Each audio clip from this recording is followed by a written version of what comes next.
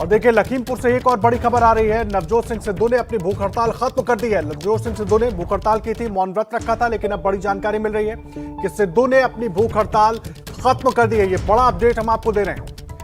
नवजोत सिंह सिद्धू पहुंचे थे पीड़ित परिवारों से मुलाकात करने के लिए, जिसके बाद उन्होंने वहां पर अनशन किया, मौन व्रत रख लिया और उसके पहले उन्होंने कहा कि जब तक गिरफ्तारी नहीं होती है तब तक वो अनशन पर रहेंगे। लेकिन इस वक्त ये बड़ा अपडेट, नवजोत सिंह सिद्धू ने अपना अनशन खत्म कर दिया है। एक तरफ पुलिस लाइंस में आशीष मिश्रा से पूछताछ हो रही है, दूसरी तरफ वहीं पर जो पीड़ित परिवारों से मिलने के लिए नवजोत सिंह सिद्धू पहुंचे थे, सिद्धू ने अपना अनशन खत्म कर दिया है। ये बड़ा अपडेट हम आपको दे रहे हैं। आशीष मिश्रा से दूसरी तरफ एसआईटी की टीम पूछताछ कर रही है। 32 सवालों की लिस्ट लेकर एसआईटी की टीम बैठी है और इन तमाम सवालों के जवाब एक एक जवाबों के जरिए एक एक कड़ी को जोड़ने की कोशिश की जाएगी।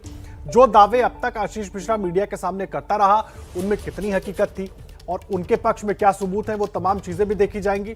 लेकिन पहले आशीष मिश्रा को इन सभी 32 सवालों के वो जवाब देने होंगे जिससे पुलिस और एसआईटी की टीम संतुष्ट हो। पंकज झा हमारे वरिष्ठ सहयोगी लगातार हमारे साथ जुड़े हुए। पंकज जी, एक तरफ पूछताछ शुरू हो गई है और दूसरी तरफ अब जानकारी ये मिल रही है कि सिद्धू ने अपना अनशन खत्म कर दिया है। जी हाँ, कल जब सिद्धू वहाँ पहुँचे थे पत्रकार कश्यप के घर पर, और तब जब उन्होंने जो मांग रखी थी कि इस मामले में जो मुख्य आरोपी है आशीष मिश्र और मोनू, उसकी गिरफ्तारी हो, तो कल चूंकि 10 बजे तक वो नहीं पहुंचा था, इसको लेकर के तमाम अटकलें थी, बातें कही जा रही थी। आज जब नवजोत सिंह सिद्धू जो वहाँ पर मौजूद हैं, उनको जब इस बात की जानकारी दी गई कि आशीष मिश्र मोनू से पूछताछ हो रही है वहाँ पर क्राइम ब्रांच में, तो उसके बाद जब उन्हें जानकारी दी गई तो उन्होंने अपनी हड़ताल वापस ले ली। जो धरने पर बैठे थे वो जो उन्होंने मौन व्रत कर रखा था। पंकज जी, एक चीज समझना चाहेंगे, कल जो जानकारी मिल रही थी, एक तरीके से सुप्रीम कोर्ट ने जिस तरह से सवाल किए कि क्या 302 के आरोपी को आप नोटिस देकर बुलाते हैं, ये सवाल, इससे दबाव और बढ़ गया। और दूसरी तरफ कल मुलाकात हो रही थी अजय मिश्रा की मुख्यमंत्री से, वो भी टल गई। तो किस तरीके से इस पूरे घटनाक्रम को देखें, उसकी व्याख्या करें। देखिए, कल मैं लगातार लखनऊ में था और जो राजनीतिक गतिविधियां हो रही थी मैं उसको बहुत बारीकी से देखा, और उसके बाद एक तरीके से लगने लगा कि अब मजबूरी हो गई है आशीष मिश्रा को पुलिस के सामने पेश करने के लिए। अजय मिस्ट्रेनी जो खुद कह रहे थे कि मैं इतने बड़े पद पर हूं, यानी वो केंद्रीय गृह राज्य मंत्री हैं, बार बार जो कह रहे थे कि अगर कोई ऐसा सबूत दे दे कि उनका बेटा वहां मौजूद है तो वो इस्तीफा दे देंगे।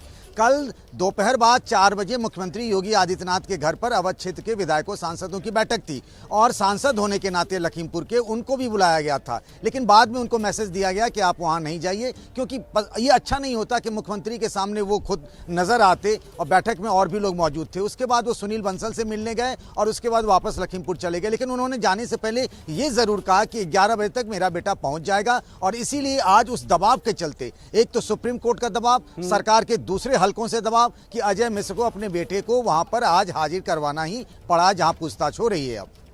लेकिन जिस तरह की धाराएं मुख्य आरोपी आशीष मिश्रा पर लगी हैं, आप लगातार उन धाराओं के बारे में भी जानकारी देते रहे हैं, उसके बाद नोटिस देकर बुलाना, इंतजार करना, सुप्रीम कोर्ट ने तो ये बड़ा अहम सवाल खड़ा कर दिया यूपी पुलिस की कार्यप्रणाली पर भी कि आखिर ये स्थिति नहीं होनी चाहिए थी। अगर आरोपी है, ये धाराएं लगी है तो बुलाइए, पकड़िए और पूछताछ करिए।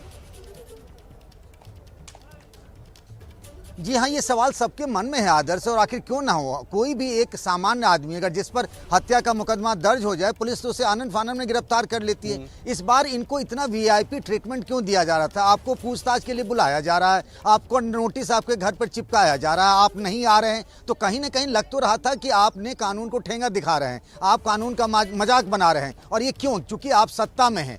तो सुप्रीम कोर्ट ने जब ये बात कही, ऐसा लगने लगा कि अगली सुनवाई में कोई बहुत एक कठिन रिमार्क्स आ सकता है। उससे पहले सरकार को भी लगा कि फजीहत हो रही है। उसके बाद आज आशीष मिश्रा की पेशी, वो जो बार बार कहा जा रहा है ना कि वो मौके पर नहीं मौजूद थे, आपकी गिरफ्तारी हो सकती है, आपकी पूछताछ हो सकती है, बाद में अगर होगा कि आप निर्दोष हैं तो फिर आपको उस मुकदमे में धाराएं आपके हटा ली जाएंगी। जांच में ये होता भी रहा है। लेकिन ये जिस तरह से मोहलत के बाद मुलाकात हो रही है, इसी पर ये सवाल तमाम खड़े हो रहे हैं। पंकज जी, आप बने रहे हमारे साथ, लगातार हमारी बातचीत जारी रहेगी। हमारी ये बड़ी कवरेज लखीमपुर कांड पर लगातार जारी है।